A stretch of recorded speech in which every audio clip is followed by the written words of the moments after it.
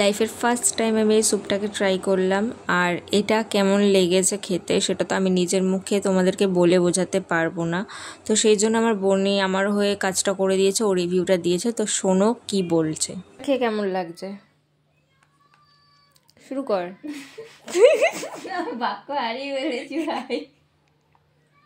আমারটা খাবি না, আমিও খেতে পাচ্ছি না। খেয়ে নে, তোর কথাতে আমি এনেছি। কেমন লাগছে স্যুপটা তুই খেয়ে? স্যুপ খাবো করে আমার মাথা খাচ্ছিলি।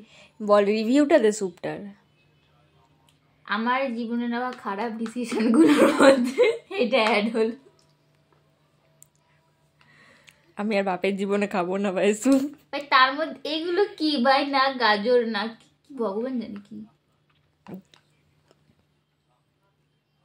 ও কি খাচ্ছে তারপরে? কিছু করার নেই, 10 টাকা নষ্ট হয়ে যাবে। গরিব মানুষের কাছে 2 টাকারও মূল্য থাকে, তো 10 টাকা।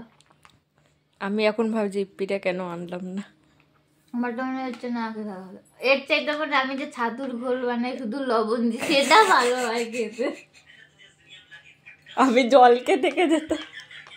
তাই তো বললাম, এর চেয়ে মানে আমি রোজ বিকেলে যে ছাতুর যে ঘোলটা খাই শুধু লবণ দিয়ে, সেটাও ভালো হয় খেতে।